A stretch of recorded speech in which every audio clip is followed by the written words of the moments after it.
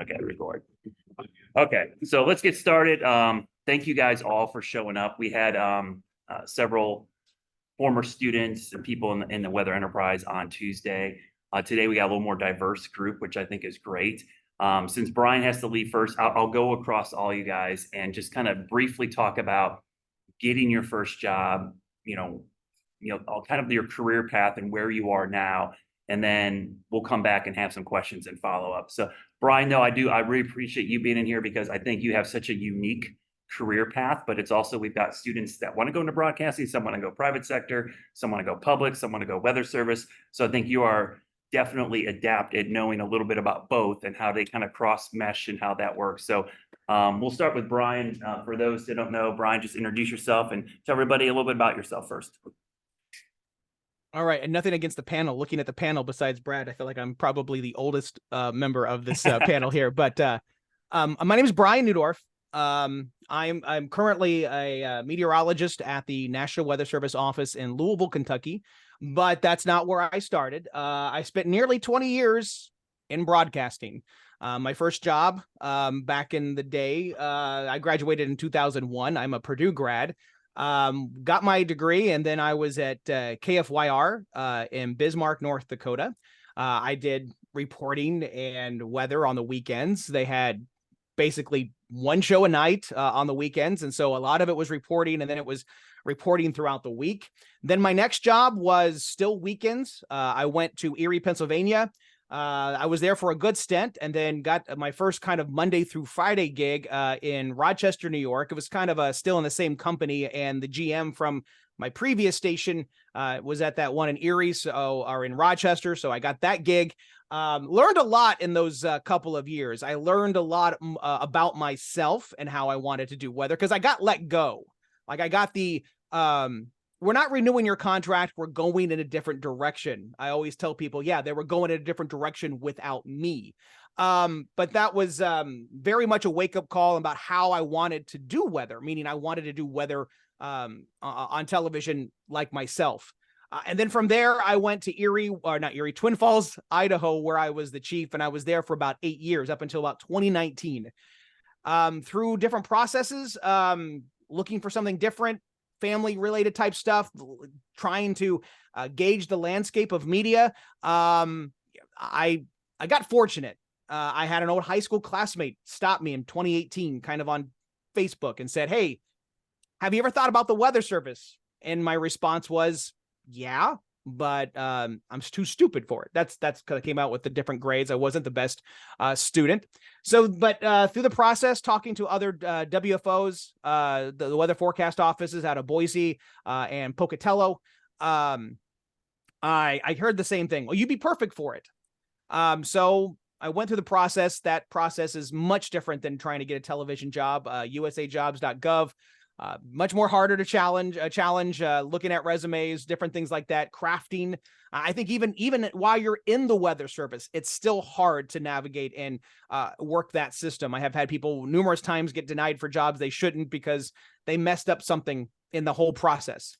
So now here I am, and it's been a learning curve. I forgot more meteorology than I learned when going to the weather service. And I came in as a GS9, whereas a lot of people might come in as a 5 or a 7. And then over that time, I got like my 11 the next year, and then I was ready for the 12. And that was a challenge. If you don't know what that is, that's your general schedule. That's how you kind of work your way up in the weather service and so on. So I had to go through a lot of relearning a bunch of stuff. And now I'm still got after nearly 5 years, have got some growing pains, if you will. So I'm still evaluating where I'm going to be. And I'm at 46 now. I've got kids your age or who have already graduated college. So that's kind of my path. It is definitely different. And I've experienced both, the private sector, television. I did along the stop NASCAR weather on Twitter, and I still kind of do it, but I don't have the same luxury like I did. The government kind of puts that. And so it's always been very interesting in the different things I've had to learn. So that's kind of my general journey to where I'm at right now. All right, Brian. Thank you. That's perfect. Caitlin Wright. Thank you so much for coming on, Caitlin. Love Caitlin. She's, actually helped her get her first resume reel together, and would love to have hired her several times. But now I get to compete against her, but she's a great colleague of ours here in Charlotte. So Caitlin, you're a grad of UNC Charlotte. I think that's always kind of cool to see like how our program is really exciting. We talked a little bit on Tuesday how great this program has gotten in such a short period of time. But tell everybody all about your journey, because you had some bumps in the road. I think that's important because you learn from those. It made you make different decisions. And I think it's important for the students to understand that it's all not rose petals and blue skies. Sometimes there are some bumps along the way. Yeah, absolutely. Thanks for that, Brad. And I've always wanted to work for you, by the way, and with you. So I now am a meteorologist here in Charlotte. This is full circle for me. I'm from Cornelius up by Lake Norman. So this has always been my dream and my goal. And I'm so lucky to have lived and been from a big city that I could actually go back to. So that's where I'm at right now, but we'll backtrack from the beginning. I'm again from Charlotte, but your first job isn't going to be in Charlotte. So if you're in broadcast, it's really few and far between that you would start in a Market 22 for your first job. Things are changing though, but I got a couple different job offers. I interned at WCBD in Charleston, South Carolina. So if you guys are interested in broadcast, internships are absolutely a must at learning the ropes of television news. There's lingo that I would have never known jumping into my first job had I not been an intern. And then of course, Brad helped me put my resume tape together as well. My first job was in Albany, New York. So upstate New York. That was terrifying for me. To one, go to very far away, totally different people up in Albany. People here at the grocery store are like, hi, how are you? In Albany, like no chance. They don't care how you are. So that was a little bit of a culture shock for me. I had a pretty rough weather team when I was in Albany, and I really got excluded. I had a horrible time. I was harassed. And it was just a really, really, really bad experience for me. I ended up getting out of my contract with no penalty because I had proof of harassment, and I got out of my contract. I learned so much about myself. I would not change my experience in Albany for anything because I learned, again, a lot about myself. From Albany, I jumped to Myrtle Beach, South Carolina. If any of you are familiar with Ed Piotrowski, he is a phenomenal meteorologist. I totally recommend you following him on social media. He is a wonderful scientist and great at the social aspect and community of the weather. So from there, I was only there for a short year, then jumped to Pensacola, Florida, because it was in the same company. And oftentimes, Brian was talking about this, you can jump different stations within the company. They have something called upward mobility, and there's no penalty within your contract. You can just move upward within the company. So I did mornings in Pensacola for 3 years, loved it. I love tropical and hurricane forecasting. But ultimately, I wanted to start a family. I met my husband in Myrtle Beach. So in Pensacola, we got married. We were like, we want to start a family. So I was looking for jobs in Charlotte since my parents are here. And I got a job at WCCB Charlotte. I do evenings, and we are very lucky. We only have a 10 o'clock newscast, where other stations are on at 4, 5, 6, 11. Some do 10 o'clock shows. So I'm loving my job right now. I'm very happy with my career moves, and I've kind of jumped all over the place, but I feel like this is where I'm meant to be. Oftentimes in broadcast, you're like, oh, I want to make it big. I want to go to New York. I want to go to LA. But once you continue with your career, priorities change. And my priority, my number one right now, is my family. I have 2 beautiful boys, a loving husband. I'm close to my parents. So I love my work-life balance right now. And I've kind of been through it all with bad experiences and good experiences. So now I'm here in Charlotte. Yay. Thank you, Caitlin. Megan, a lot of people in here might know Megan because you're our youngest panelist today, and we're in this position a year ago, and now here you are with a job. Tell everybody about your first year and how the whole process has gone. What was it like? Because I think you can really relate to exactly what they're going through right now. Yeah, it was crazy. I was so pumped when you reached out to me, Brad, and asked me to be on this panel because I was just in your seats not long ago. I actually know many of you in the room. But yeah, I am at my first job. It's a little bit crazy. I'm in the little baby aspect of my career right now, but I graduated in May of 23. I actually interned with Brad um, at his studio, made great friends with Brittany Van Voorhees, who was the only girl on the team over there. And then there's another girl that I met. Her name is Rachel. She works at WBTV over in Charlotte as well. And so both of them, those were my girl team, and they really shaped me and helped me out too. And they also knew that I wanted to work in the Panhandle of Florida. And so when as soon as a job position got available, they reached out to me like before they even got posted. And so I just emailed the chief. I said, "Hey, I would love to work for your station. Here's my demo reel," which Brittany actually helped me put together. And that's basically how I got in before the job even got posted. It was just emailing chiefs and be like, "I'm really interested in your station. Would you give me some feedback on my reel?" Um, so that's how I kind of got my foot in the door. But it's been insane. Right now I'm in the process of I'm the weekend evening meteorologist, but I'm also a reporter sometimes on the weekends, but I'm also a fill-in meteorologist. And so my schedule's a little crazy. I'm supposed to work 2 to 11 every day, but obviously I'm at work right now. And that's because I have to work the morning show tomorrow. So to try and help me get a little bit of sleep, I am working. Yesterday I worked 2 to 11. Today I'm 9 to 6. Tomorrow I'm 3 a.m. to 12 p.m. So the sleep schedule is a little off a little bit, but I'm in the beginning stages of my career, so I'm looking forward to down the road having a little bit of more structure. But yeah, it's very much an adventure. Every day is different when you're reporting, so that's the fun thing. You get to go on little adventures every day and like a little field trip and get paid to do it, and just write like pretty much a little paragraph book report about what you learned that day. And then on the weekends, I get to talk to people about the weather and just nerd out on air, and it's so fun. But yeah, that's where I'm at. I'm a little baby in my. Megan, you're doing great. Oh, Hang in. thank Your first you. couple years are tough. I'm really proud of you. You're doing a great job. Thank you so much. Yeah, great positive attitude. That's awesome. I mean, it's, sometimes it can be tough. That schedule's crazy. It won't be like that forever. I think you know that. And so kind of paying your dues. So that's good to hear. We'll come back and ask you some questions. We'll probably have some here in a minute, but I want to go to Ricky. Ricky was my intern as well. Probably one of the best students I ever had in there because he was just so much like me, I think, because we kind of had the same wavelength. But Ricky's kind of bounced around a little bit too, but it's been a cool career path. And I think we actually watched your reel, one of your first reels, Ricky. So don't hate on me, but because we were really impressed with one of your first reels and how you improved. But I love that you've done so many different things, from taking a franchise on your own. You're a pilot, doing drone flying. Corey talked about that on Tuesday, but tell everyone a little about your story. Well, I appreciate that. That was Brad's nice way of saying we're both giant nerds. So unlike some of the other people on the panel, I have really only worked two places. I worked in Bristol, Tennessee, and Bristol, Virginia, WCYB, which is the NBC and the Fox affiliate there, for about 6.5 years. I actually started there when I was still a student.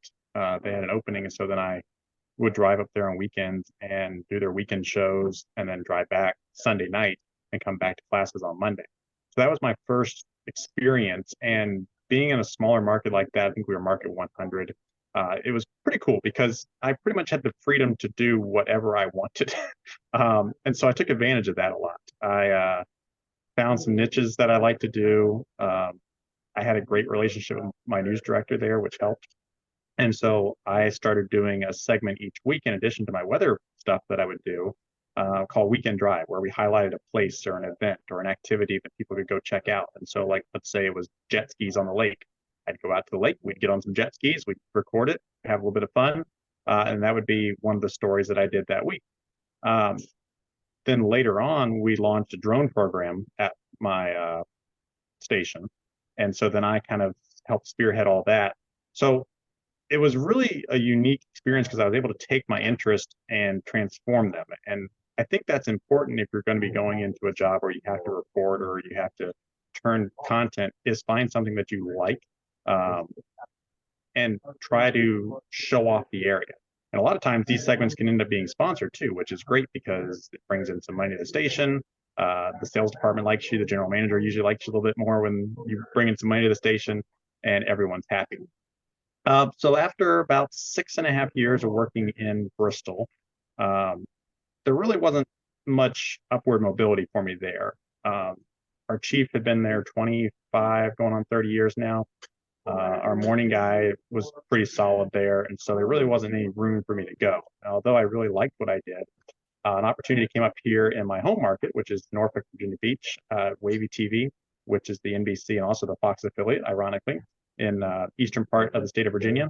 And their chief put up a post in one of the broadcast Met groups, said they were looking for someone. I reached out, we talked a little bit, got in touch with their management, and lo and behold, now I work here. So here, similar to my last station, we also have some unique opportunities for me to do. I do the weekend mornings here, which I think is the best shift if you're going to do weekends personally, because, you know, after the morning show's over, if nothing's really going on, you can usually get out by kind of late morning, depending on, you know, how everything's going. And you can still have all afternoon or all evening to do something. Yeah, you may have to sacrifice a little bit of sleep, but it's all whatever you decide that you want to do. But here I do the weekend morning shows, and then I do midday shows Thursdays and Fridays. Wednesdays now, that's kind of my niche story day, where now I get to fly in our helicopter and turn content pieces for either weather-related stories or just stuff going on across the area. And so it's really been an opportunity for me to take my interest in flying, take my interest in weather, and combine them into something that's pretty cool and pretty unique for our region. All right, I want to go back to Brian for a second, because I know you have to bail about 11. We have a couple students who are interested in the weather service. I really want you to talk about like how that process went, what recommendations you would give them if they want to go into the weather service, and kind of where the future of the weather service goes. There's a lot of change going on in our industry, but the weather service is changing a lot as well. Yes, it is. And I'm one thing I'm learning, and I'm gonna, this is kind of a new thing for me. I definitely find myself, at least with my particular office, I'm unique because it's a very much introverted world, and I'm not. Okay. Now there's a balance. I'm married to an introvert. Okay. And I'm going to say right now, that's a very important thing, I think, in life and your different careers, is knowing the different personalities and how you mesh with those. That kind of came late in my life, but so that's been my thing. But the difference is, so, you know, I got into the weather service, and if you look at different things, Ken Graham is now the head of the National Weather Service. He actually did TV at one point. Then was a lead. He was on the floor, what they used to call, but he was a meteorologist. He was on the floor doing forecasts for the forecast office. Then he was the head of the Hurricane Center, and he's really big. If you see, he was one of the first starting to use Facebook Live and media. So he really wants to take what you can see in television and apply that to weather service. Now, for you TV Mets here, I want you to know that the weather service doesn't want to be television.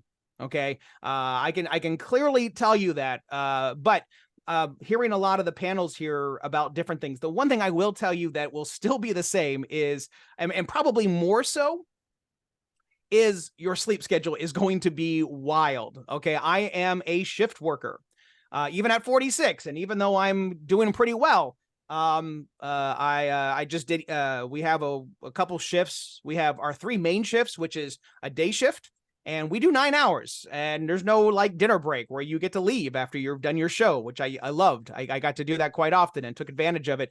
As Caitlin, I had at the time, boys, being a chief was great, or at least the evening Met, because I could try to get home and see my family during that time. I don't have that luxury. So our day shift, which I like the schedule, but I'm not a morning person, and that's 7 a.m. until 4 p.m. Well, that's great. You're out at 4. Then the next shift is what we call the swing shift. It's kind of a shift that kind of between 2 shifts, and that's kind of more what you would expect for an evening meteorologist on television. That's from about 1 o'clock until 10 o'clock. That is, at least for me. And then we have the mid shift, or the overnight shift. For those of you who have ever done morning television, I will take a mid shift anytime, any day. It's 10 p.m. until 7 a.m., not ungodly 2, 3 o'clock in the morning until whenever. And then I also was doing a convective shift. We have this now, which is kind of, we make it in the wintertime. It's earlier so we can get snow reports. It's kind of a fill the gaps kind of a role. So, and then it's very much trying to go back to your question. I apologize sometimes, squirrel. Things I found out about myself through COVID, ADHD and all that fun stuff.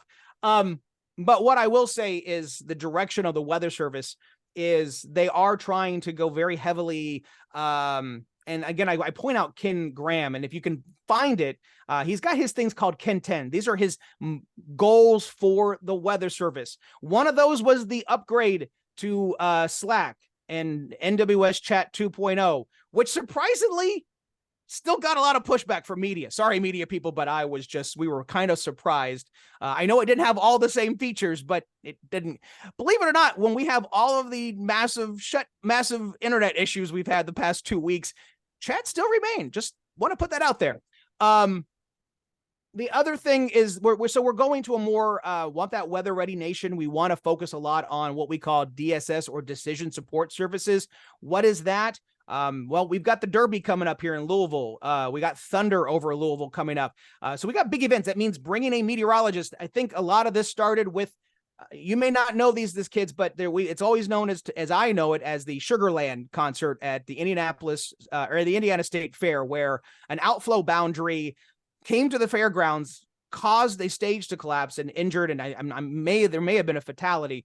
But again, this is that decision support, on-site help, briefing organizers, mostly not the organizers or the owners who make money, but your emergency managers, your different people who make decisions in these situations. And I just kind of finished all my deployment ready type stuff. So that's one really big area, as well as communicating outreach, a lot of DEIA, looking at vulnerable communities.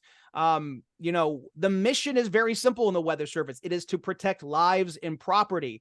That's all lives. Weather doesn't discriminate based on social, economic, race, whatever. We're seeing more this idea that if you live in a city, you're not going to get hit by a tornado. We have had in the last couple of years, the city of Louisville and parts of it hit in neighborhoods by tornadoes. And then, of course, the understanding of QLCSs. That is something, I think Brad can understand that from when we came out of college. The whole idea was we thought straight line winds, bow echoes, that's what they were. Now we realize that there's so many of these, are so many embedded. So there's the research aspect, or the constant learning, which you should see my training matrix. I'm so far behind. It's not even funny, but it's constant learning, constant trying to do things. But going back to what some of them said about learning how to do videos, I'm behind because there is no infrastructure when it comes to videos in the Weather Service. But we just had the 50th anniversary of the 74 super outbreak. I got to a chance to go out and talk to some of those who lived through it, and I've put together videos on our YouTube channel. I'm helping us try to get our Facebook Live, our own offices up and running. So that is kind of a direction, because, and I'm not going to say this to scare those who may be looking at media, and if anybody in the TV world, especially Megan, who's got very much youthful energy, and I love it. The landscape of television is much different than when I got in 2001. Viewership is down significantly.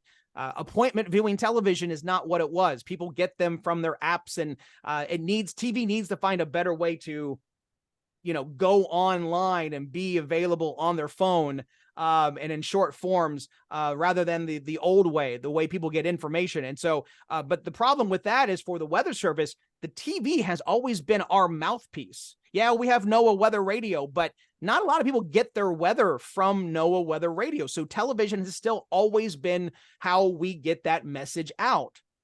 That's something the Weather Service has got to look at. Do we fill the gap? Do we fill the void ourselves? And you're starting to see more broadcasters, because they need communications. Goes back to another event, the 2011 tornado outbreak. Birmingham and Tuscaloosa and all the way up to Tennessee. Great forecast. This is always kind of like, you've heard the story. If a tree falls in the wood and if nobody's there, does it make it sound? If the science is good and the forecast was great, but over 200 people die, was it really a good forecast? That's the kind of the issue that the Weather Service has been dealing with for a very long time. Is we can have all the best science in the world, but if it doesn't meet the mission, meaning protect lives and property, was it really a good forecast? Are we communicating? We're looking at probabilistic.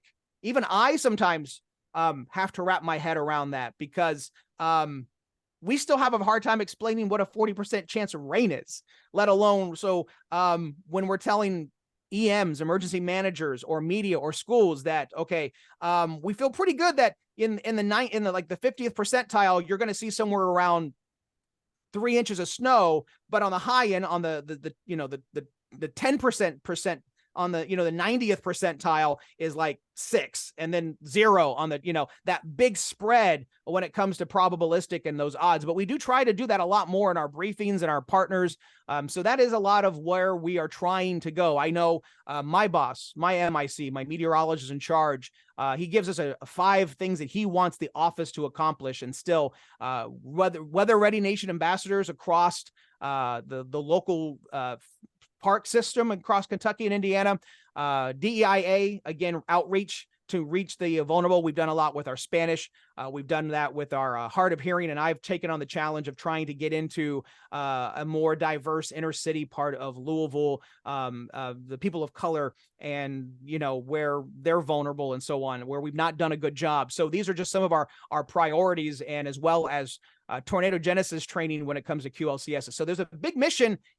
I will say it's hard to get comfortable. That's the one thing I kind of maybe miss of television. Television is very good because, you get good at being in front of the screen. You get good at making graphics, and then you have room to kind of grow outside. Whereas every time I go into the shift, it's different. Like I'm short term, and then I'm doing TAFs, or, the terminal aerodrome forecast, or maybe I'm on radar for severe weather, and I haven't gotten a lot of reps there. So it's always, I feel like I'm a little uneasy because I'm still trying to get that rep in for all the different things. So that's how I would sum up what the Weather Service is doing and going at this time. But there's a lot of overlap, but it's different. It's very different. Yeah, thanks, Brian. So Caitlin and Megan, I want to gear this towards you because we didn't have any female meteorologists on Tuesday. And I thought, Megan, you brought up a good point about how it was important to connect with Brittany and Rachel. And I know Caitlin could lead. It is different being a female meteorologist than a male. I can say that even as a male meteorologist. Talk a little bit about some of the things that you guys have had to go through. And I know, Caitlin, you had the harassment issues that the guys in this room and the guys on this panel don't really understand, and how it's different for you guys. Yeah, so I will say things are changing for the better every single year. Women in science and in the STEM field are being more accepted, which is so wonderful to hear. I graduated from UNC Charlotte in 2015.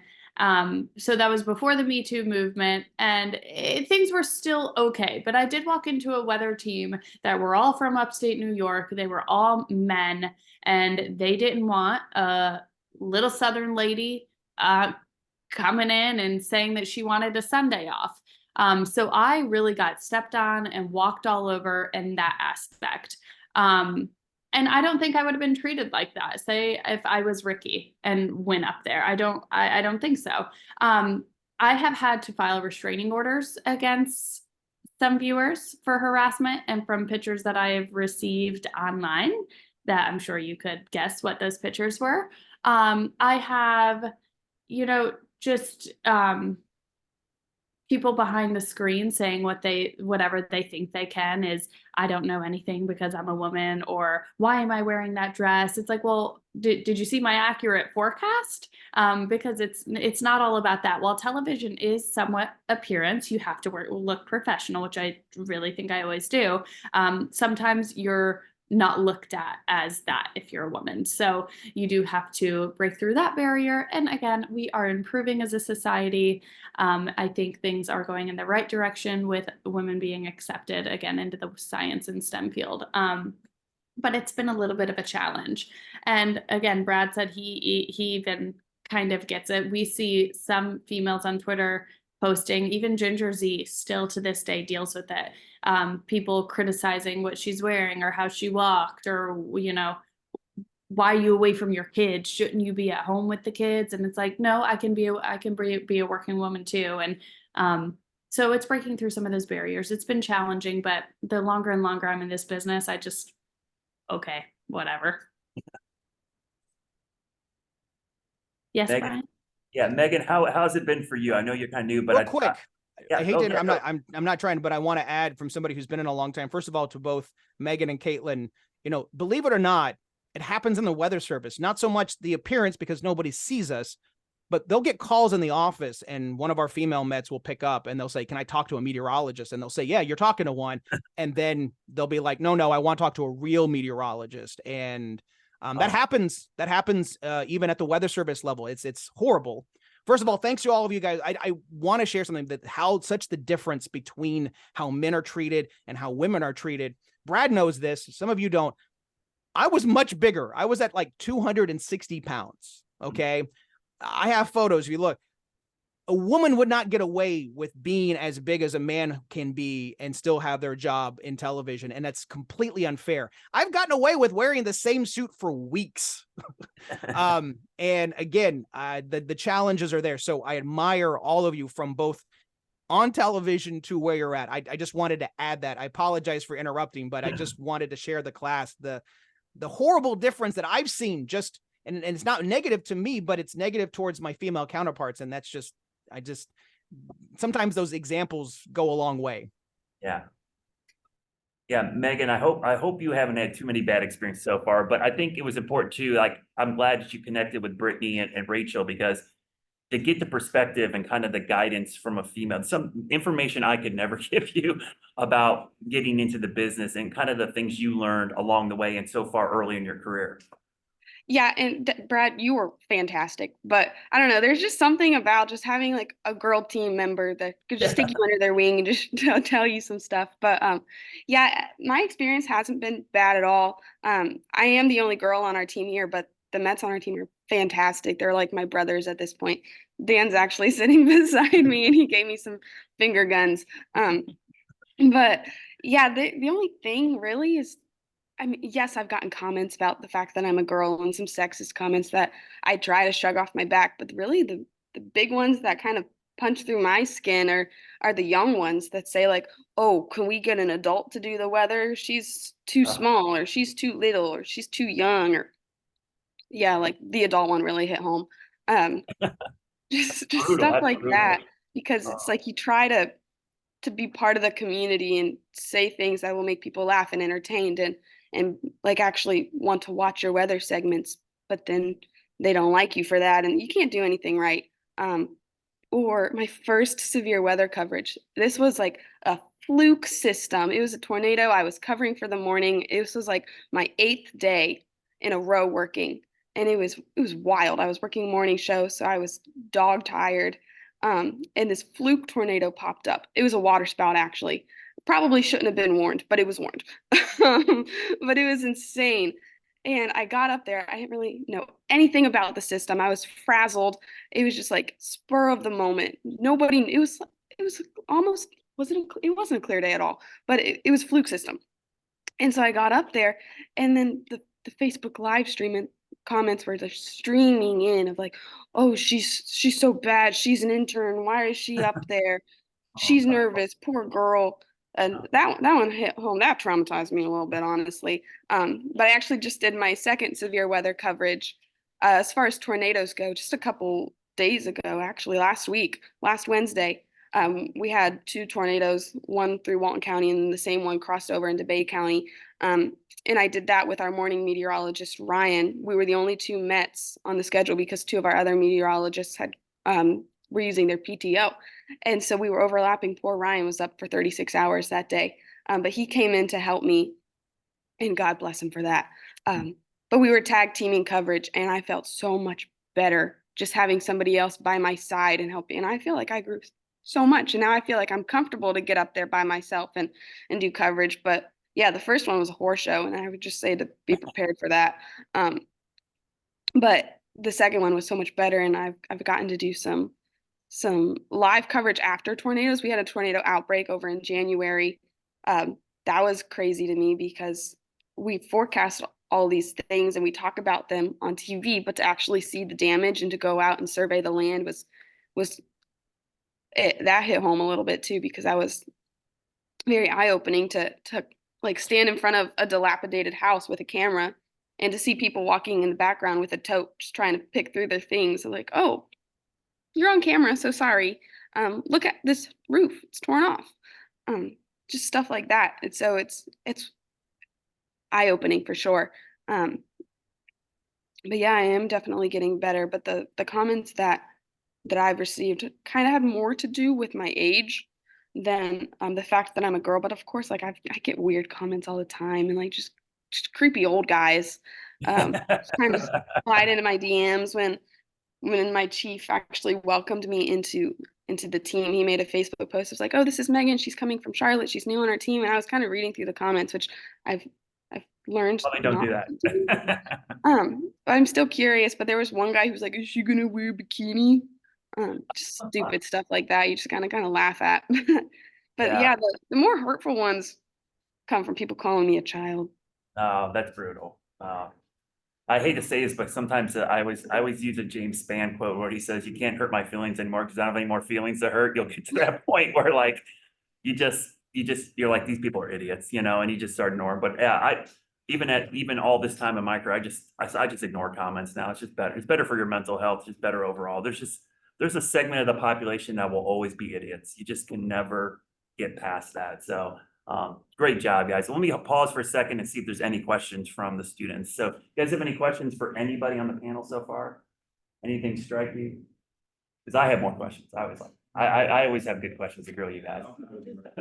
So Megan, you kind of hit at this, and I think you made an important point. And I'm glad you did that, because that was kind of one of my questions I always ask you guys. Like, what is like one of the things that has surprised you about your career so far that that in school and leading up to it that you really weren't prepared for, and you basically kind of learned on the job? Start with Ricky, since Ricky hasn't answered. Sorry, say that again one more time, Brad. There's a lot going on in the studio. Oh, no, I was asking, like, what is the one thing that's been like the biggest surprise in your career that you kind of learned on the job that you didn't really think about, know about, or even take into consideration when you got into the career? Terminology, and not the weather terminology. We have a lot of acronyms in the weather industry, SPC, NHC, all that kind of stuff. News has the exact same thing. I have no idea what the hell a VOSOT was or anything like that when I first started out. And so that was part of the adventure, was trying to figure out what things are, where things go, even how to like put stories together, and where you had to be when like certain elements were going on. Because like in our rundowns, we have so many different spots or acronyms, times in and out.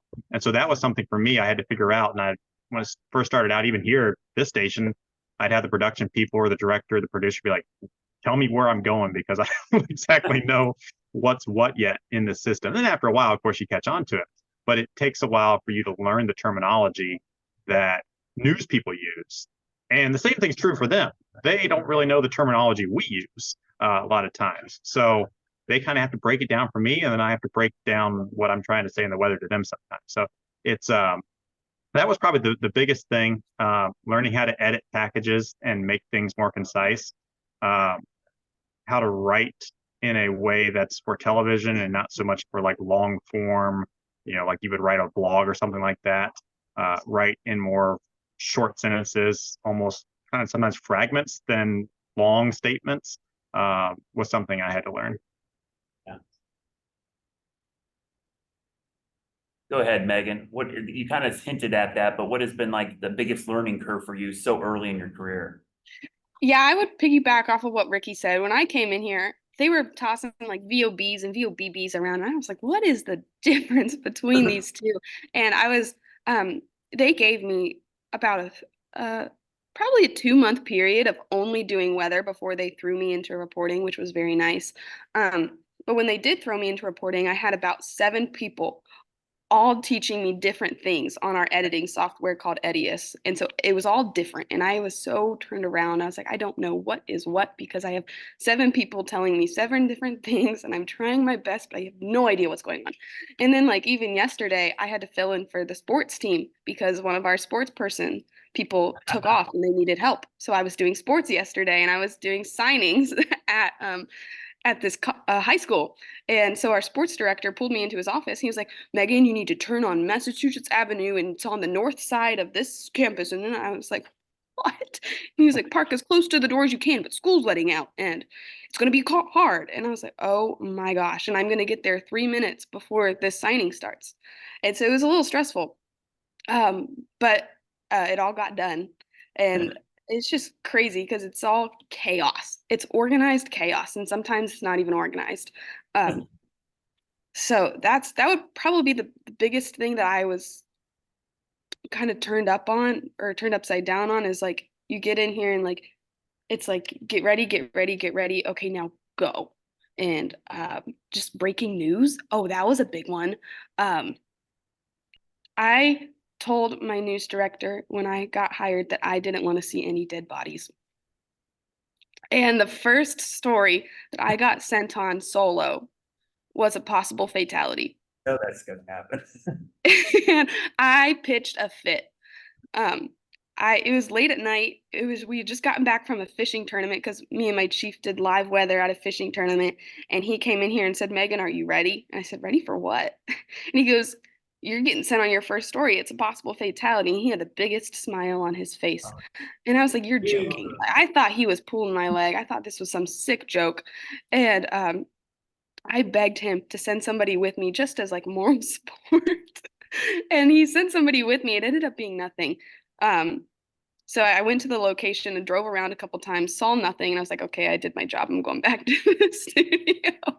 And then there was another time I was at the fire department doing a story there, and the chief of fire called me on my way back to the station. He was like, hey, just want to let you know, you're probably going to come in contact with this. There was a big car accident. They're doing CPR on the guy right now.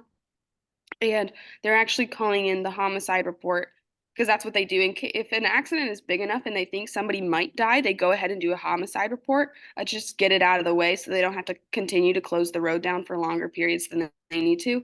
And I said, hi, yes, I'm actually here right now. I had to turn around and go to that scene. And it was crazy because yes, and this was also a lesson that my chief taught me is like, you could say that you're not going to see a dead body, but you might be on the way home from a story and it just might be at your feet and you're the one there, you're going to have to cover it. And thankfully to this day, I have not physically seen anybody dead yet. And I'm hoping that that never happens, but it could. And Dan, oh my gosh, his first story, he's sitting right beside me. He stepped in brains on his first story. And he threw his shoes out. And yeah, he got called to a scene and he didn't have a work car. No. The only thing he had was his little badge that he was with the news. And he walked up to the scene and the cop said, oh no, don't step there. And he looked down and he was standing in brain matter. That was his first story. And so that's kind of like the leading joke of like, oh, your first story, it's going to be a fatality because it happened to Dan, it happened to me. It's just, that's the thing that really threw me is like, it's just chaos. It's just organized chaos that half the time isn't even organized with breaking news. So true. All right, Brian, you're gonna have a bunch of new converts to the weather service now after that one. Caitlin, tell us a little bit about like your learning curve. I know you had a big one with weather and also personal stuff, but what was the thing that caught you most off guard that you weren't really prepared for when you got into broadcast? I totally agree with the lingo. So I'm trying to think of something else. A couple different things is we've touched on the schedule a little bit. The schedule was pretty tough for me. Holidays, that was, I think, the biggest thing for me. I'm very, very close to my parents and my sisters. And as a new person, you're working Christmas, Thanksgiving. I worked doubles on Christmas. I did New Year's Eve, turned around, did New Year's Day morning. You get the short end of the stick for several years when you're starting out in this business. There are plenty of chief meteorologists out there that remember being in your shoes, so we'll help you out. But there's also other chief meteorologists that say, I've already did this, it's your turn. So it kind of just depends on which one you end up getting. But it was tough, and just know it's going to be tough and it's going to get better. The schedule is rough. Mornings are 2 or 3 o'clock in the morning until through the midday shift. Evenings, oftentimes you don't get to go home to your family. My kids are 5 months old and 2.5 years old. I don't put them to bed at night. There's a lot of stuff that you miss. that took me a while to grasp and to understand. So I would say the schedule aspect and things about life that you will inevitably miss. It's not a 9 to 5 world. Yeah. Brian, I know we talked about this when you converted back to the weather service. What was the one meteorological thing that when you got in the weather service, you're like, holy crap, I got to relearn this? I know there was a lot, but what was the one thing? Oh, that there's a ton. There's a ton. Where do I start? I can tell you right now, and I'm probably, maybe that just said I was not the best meteorologist, but you do find you don't look. You put together a forecast, and on television, your job is to tell a story. Your job is to prepare the viewers for what is going on. So maybe you're not doing a deep dive at soundings and trying to see all the intricacy. You know, you're not looking for maybe the low-level jet or where the jet streaks are, or maybe you're really trying to break down where a deformation band is going to set up. I will say this. Now, yes, the lingo in television is one thing. Going to NOAA, I mean, it's one thing to have the lingo we have in weather, but then to have weather and the government. I mean, inside NOAA, we joke that NOAA stands for the National Organization for the Advancement of Acronyms. Okay.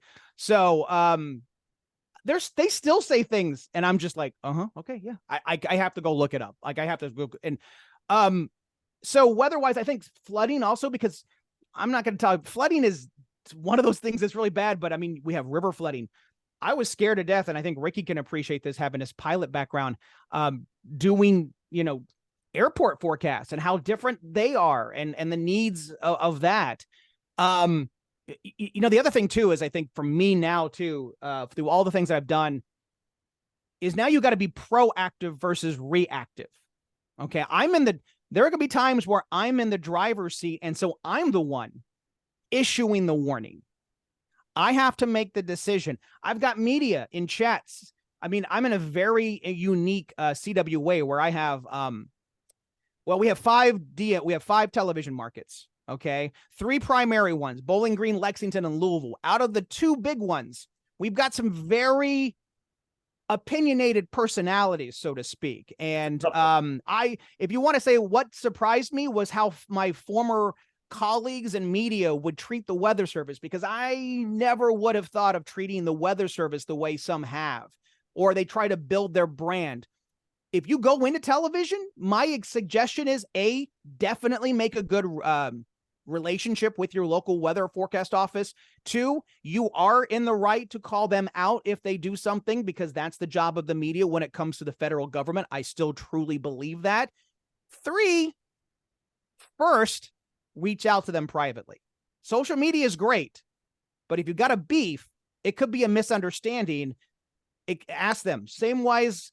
I mean, I'm going to be honest. My MIC probably gets into the TV people a little more than he should, than most MICs, because I think to myself, when I hear some of the stuff my MIC does with some of the media, I think if I was in their shoes, I'd not be so happy either. But it's good to have that behind the scenes. Now, if you don't get the answers, it's okay to hold them accountable. That's how I truly believe. But still, the weather services, we're not competition with the media. We want the same things you do. We want to protect lives, and we're going to miss things. I think it's great that we can have conversations as the weather enterprise.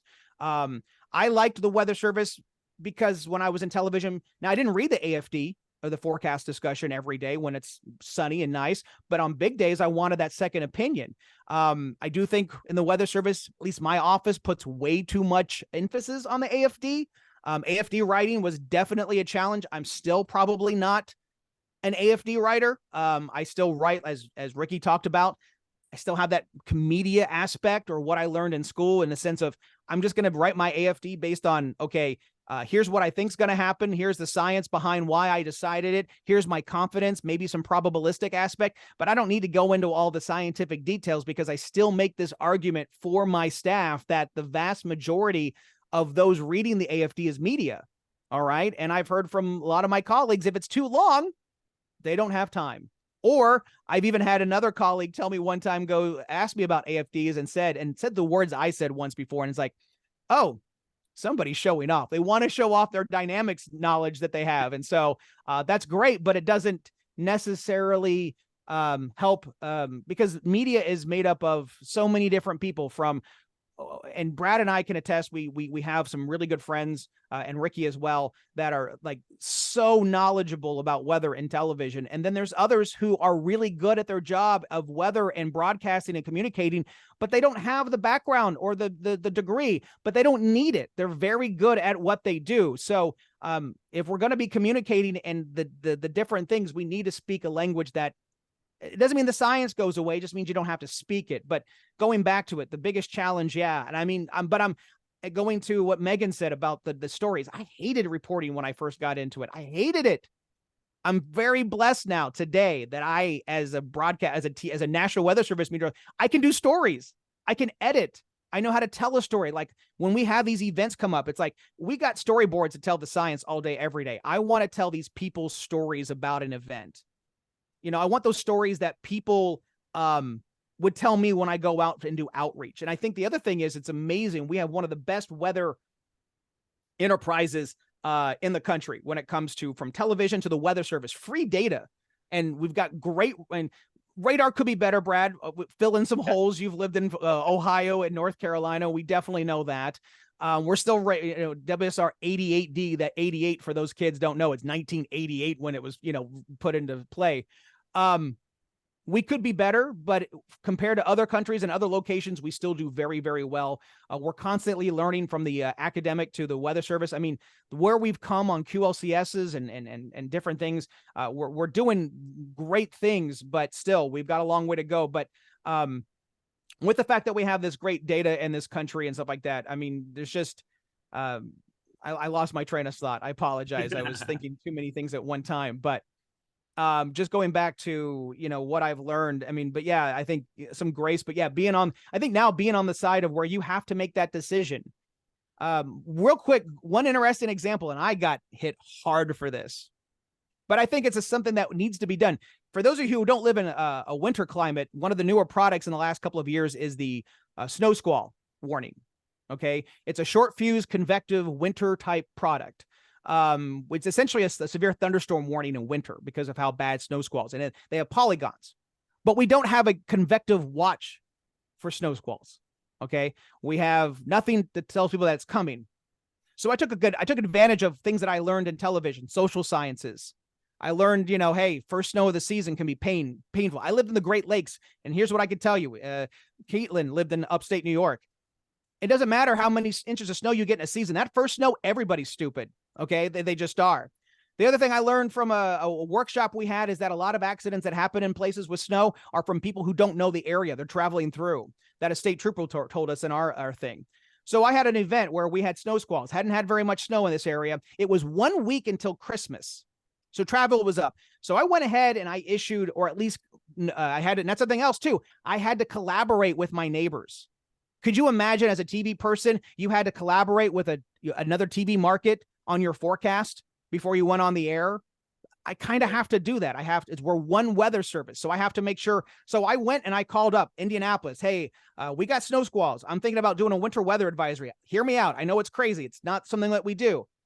No. I called Wilmington, Ohio. Hey, it's crazy, but they're like, call Jackson. I'm thinking I'm going to get a no. They're like, yeah, okay, I'm on board. That changed everything. And then the day came and I got brutally hit hard by the media for that decision. I had support by my MIC, but I thought outside the box on that one. So I'm pushing the envelope a bit.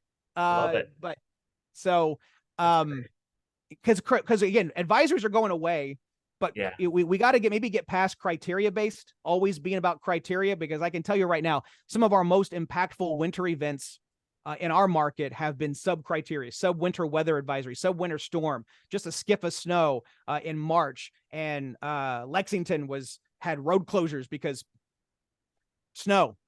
So those are the different things. I mean, I'm going to just tell you right now, for all of you learning, you have Brad who can tell you because he's lived it. But the one thing I can tell you coming into television or anything, you're not prepared. You don't know. Everything's going to be on the job training. Stories, especially if you had to report, having no idea, no broadcasting, no story training, but ask questions from somebody who's been old. Ask questions. People are there to help, both in the weather service and in a newsroom. Just ask. Don't prove anything. They've been there and they're going to welcome it. We don't know as a manager or as a senior person, we don't know what you don't know. So don't be afraid, ask questions. And one more story, and I'm good at those. I talked to a guy who's the longest member of our office, and he's been in like Northern Indiana and different places. And I expressed coming to the weather service that sometimes I get nervous, that imposter syndrome, not knowing my meteorology, or a worry that I don't know my meteorology. And he said to me, after all these years, he's like, yeah, I run into that too. I have that problem sometimes, and I need to do better as well. And that just kind of changed my mindset, that if you're thinking these things, somebody else who may even be older may be thinking those things too. So really be proactive. The scheduling, I mean, I'm still shift worker, but the nice thing is, unlike Caitlin and probably Megan, I know my schedule well in advance, so I can prepare. But to Caitlin with younger kids, my boys are now 23 or soon to be 23 and 21. I've apologized numerous times for missing events to my kids, and I don't like being there. So you have to ask yourself going into this if that's something you're willing to potentially miss. I've had situations where the storms get dark. All of a sudden, my phone lights up, and my wife will look at me and just go, "Just go, just go." She knows the drill. She's a weather widow, so she knows when you're on television. So I talk a lot. I'm winded, but I wanted to make sure you guys knew all the stuff. It's not all pretty. It's not all pretty. I can tell you that much. Thank you so much, Brian. Really appreciate it. No, we're coming up at your time to go. If there's Thank any you. more questions, I have a little bit of time. Okay. It's So if not you can very hang on, long. I'm going to throw a question. This is kind of a non-weather question. I think it's important, and it's something I had to learn. And I think it's important for everyone in here, regardless of what part of meteorology they go into. I'd love to start with Caitlin because she could talk about this. The part about the lifestyle aspect of this, like moving to a new town, the moving process, not knowing anybody, kind of the off the work part of taking a job somewhere. Because I told them one of the biggest things I learned in my career was, like, I decided early on after moving for just the job, I decided to move for where I wanted to live. And I think it takes a while for you to learn that because you're so gung-ho about being a meteorologist. I'm going to go wherever, I'm going to do this. Maybe talk about the thing that you have learned that has been important to you about outside of the job that maybe you had to learn or you weren't prepared for until you got that first job. Yeah, I would say I wasn't prepared for, this sounds really depressing, but it kind of was, how lonely you are. I moved somewhere that I moved with, thankfully, I moved with my dog. So totally recommend that if you could. Amen. Same with me. Have a little friend and companion.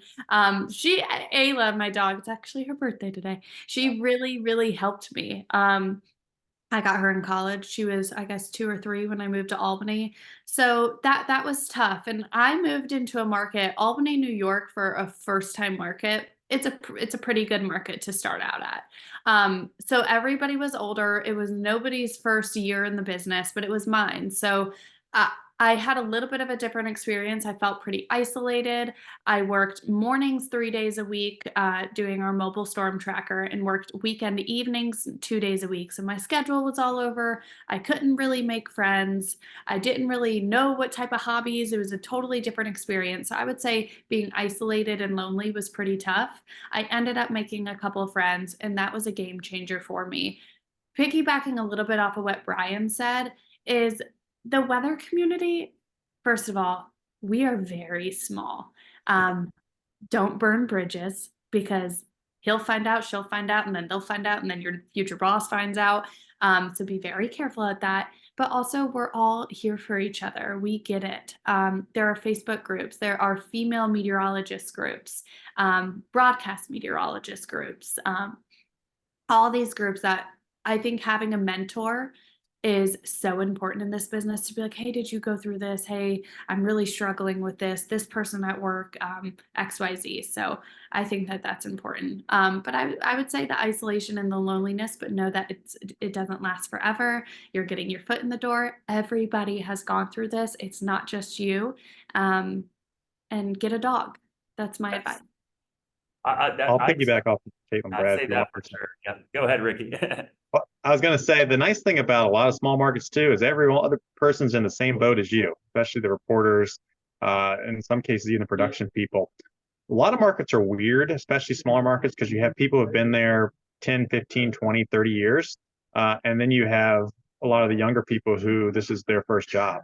And so, you know, it's very important to make friends outside of work too. But a lot of times people at your station are in the same boat as you, moving to somewhere where you don't really know anybody. And they're more than happy to go hang out on the weekends. I was gonna say that's my experience. My second job in Traverse City was to end up drinking a lot with the people at work because we're all the same. But the dog was a huge thing for me because my first job luckily was like you, Ricky. I was commuting from school to Dayton, Ohio, so I didn't really feel like I moved. My second job was Traverse City, and I didn't know a damn person up there. And for about 3 months, I was in like Caitlin's shoes, where I'm like, oh my God, what I do? This is horrible. I don't know anybody, but I had my dog, and when I met friends around the holidays, it was like a game changer. So that was huge. Megan, what has it been like for you? Like, have you been able to find friends right away? And what's your life been like outside of work, like living there? Yeah, I have a handful of friends. Not many. I've learned that it's really hard to make friends when you're out of college and as an adult. Because when you're in college, everybody is forced to be in the same boat as you are, and that's just not the case when you graduate. As people have lives and people have work and they work different schedules, and I work an abnormal schedule, so it's hard to do anything fun because everything fun happens on the weekend, and I have to work on the weekend. And then I'm off Mondays and Tuesdays, but nobody else is. So I hang out solo a lot of times. Um, but I also would say like find something to get plugged into, whether that's a church or and you can meet people there easily. That was the big thing with me is like, okay, I know that I have to work weekends, but I work weekend evenings, so I could go to church on Sunday mornings, which was huge for me. That's what I wanted. Um, and so I made that decision very strategically with what was important to me. And then also what Brad's advice is find somebody that's or find a place that's going to be good for your career, but also for your life. Like I knew I wanted to come to the Panhandle of Florida. That was my number one market for me because one, it was a small market. So either like Ricky said, there's people who've worked here their whole lives. And then there's also half of the station is also people who are like 22 to 25 years old that this is their first job. And so there's a young crew and then there's an older crew. And some of the older people just take you in and treat you like their own, um, which has been my case. But also on the weekends, we go out after the shows sometimes and hang out at 11 o'clock at night. And then you don't have to come back to work until 2 o'clock the next day. So you can sleep in, which is fantastic. Um, but yeah, and then not only do I have a good station, I'm in Panama City Beach. I don't think I ever told you guys that. But I'm in Panama City Beach and it's market 150, I believe. So it's down there, but it's really great. It's a small station, but everybody's super tight knit here. Um, and I live at the beach. That was huge for me too. Is that on That my should have been your I get to selling go point. to Lead with that. I know. I get to go to the beach on a random Tuesday every week, and it's fantastic. And I met a friend at my apartment who lives on the floor above me, and she's my age. And we have a military base here. And her husband was in the military, just got out of the military, but there was a job here that kind of like involved in the military, but for civilians. And so they got a job and moved here, and they're my age. So it's really great. And they live upstairs. So it's kind of like I'm back in college, where if I want to go hang out with my friend, I just go upstairs. We have interior hallways in my apartment too. And so it's really, it's like the dorm lifestyle because I just feel like I'm just walking upstairs, gonna go hang out with my friend. And we actually met at the pool, but she works in the school system. So in the summers, she kind of has like sometimes Mondays and Tuesdays off too because they have the summers off. And so it's crazy how much it just works out for me. Um, and I think honestly, I think that's glory out of God. Um, that it just happens. So yeah, I'm in a small station, but it's a really great station. I have four guys on my weather team, but they treat me like their little sister. Um, That's it's good. just fantastic. And I'm at the beach. I'm in a good location. Summers are wild here because it's Panama City Beach. It used to be the spring break capital of the world, but it's calmed down a little bit. MTV used to have a TV show here called Girls Gone Wild. So it's crazy. I I got there was Shaq. He came to Panama City Beach the other week. He's a DJ. Do you guys know he's a DJ? Um, and I was trying to get into Shaq to because they were being really weird about it. We were supposed to have an interview with them and then they canceled on us last minute saying that he wasn't there anymore, but he was there. He just didn't want media there. And so I showed up and they basically kicked me out. But yeah, away from work, I would just say find a location that you would enjoy living at. The thing with the Panhandle is I knew I would get tropical coverage, but I also knew that they get a fair amount of tornadoes themselves, so I would get trained on both ends of that. As far as snow goes, I was born in Ohio a lot, so I know winter weather. And then when I moved to the Southeast, when I moved to North Carolina, is when I knew that I preferred the warmer weather. So I'm okay not forecasting snow. I really do enjoy forecasting tropics. So, like I said, it just worked out. I knew this would be a good station to start out on. I like my team, but I also like the area that I'm at, and I like that I could go to the beach on a Tuesday. You're selling that place pretty good there, Meg. Yes. Yeah, I might stay here. My contract's up in a year, and who knows Yeah. if I have the option, maybe I'll resign. That is a great location. I mean, Caitlin's worked down there as well, and it is some of the best sand in the country. I mean, that's Oh sugar. yeah. And Unbelievable. like it's Florida, but it's northern Florida, so you Yeah, still get more weather, especially in the winter. Like you actually get real deal cold fronts, and so like Yeah. I'm in Florida, but I still get to forecast different weather all year round. Yeah, it is Florida, but it's not Florida. It's like it's been cut off. It's from the- more of like coastal Alabama Yeah. than it is Yeah, South. it's more southern for sure. That's for Mhm. sure. Yeah. All right, so we're almost out of time. Any questions you guys have that you want to ask any of them? All Can right, I so- add to that aspect of the question? Yeah, go ahead, Brian. So, obviously, like you, I've done this. So back in the day, we didn't have much of an option of going to where we wanted to go. Yeah.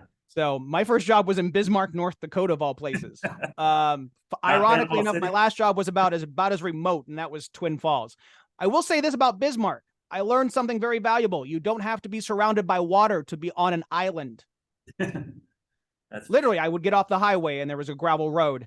So I mean, it's a journey. I was fortunate or unfortunate, I don't know. I started this business with twins. So at the time, my girlfriend, about shortly, I started in like August. By about September, after September 11th, yeah, now I'm really dating myself. I decided to go back and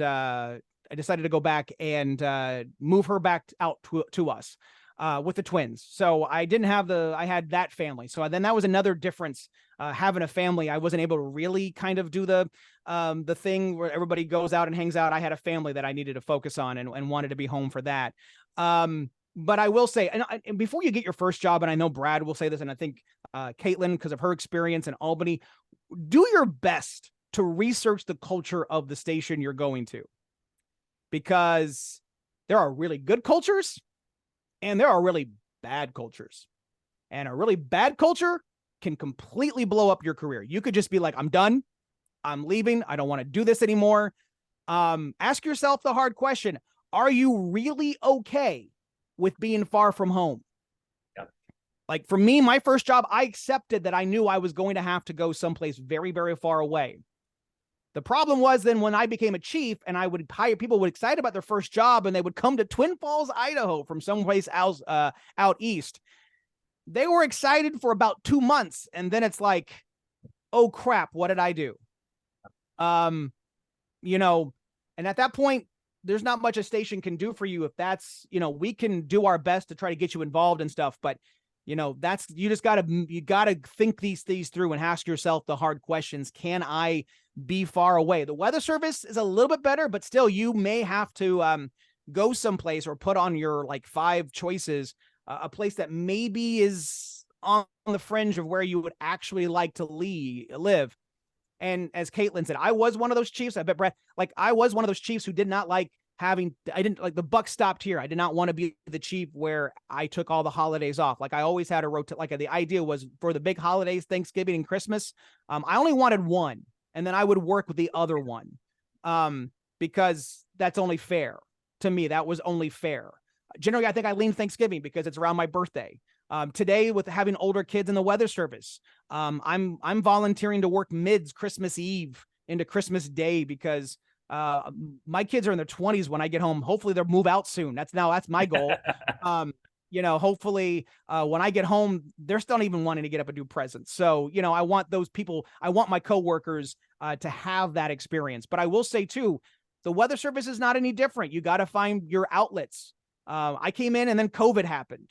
And now I'm with a group of people who have younger kids. They live mostly in Kentucky. I live on the Indiana side. I did feel pretty isolated. So I finally found a group. Yes, I do cosplay Ghostbuster charity work. So, but I found an outlet that helped me get to other people where I'm not the meteorologist or Brian, the weather guy. And I think that's also when you're in television and if you're well known, like I was in a small town, it's sometimes hard to get to be you, because now the one valuable thing I learned, and real quick, and I'm not sure if anybody else has this kind of a story, I'm not much of a drinker or a partier at all. I'm pretty boring. But before my wife came out, at the time, my girlfriend, I just hung out with some people from the station, Master Control, and we went to a bar. And then later on, a bunch of people who were my age had just graduated, and they're like one big little get together before they all kind of went out into the real world. And so they were old high school friends. And after the bar, it closed down at like 11 in Bismarck, of all things. So after that, they went to a person's house. And again, they're all of our age. Okay. We met them at the bar. I just want to clarify that. The next day, I have the assistant news director pull me aside and go, I heard you went to a high school party. It wasn't that, but that was my realization that, everybody has eyes. And that was before like cell phones that have cameras and stuff. So, you have to be mindful of all of those things in today's world. So the family used to joke there were always two Brians. There was TV Brian and then Brian, the real world. It is nice on one level in the Weather Service where I don't have to have those like eyes seeing me and recognizing me everywhere I go. But then there's a little part of my ego that misses it. So I will say that much. Thank you, guys. Well, we're almost out of time, guys. Class is done. Thank you so much. I appreciate it. Hopefully this will be great guidance for our students. And I'll record this. So if you guys, if I have any questions I get from the students, I will pass it along to you guys. But thank you so much for doing it.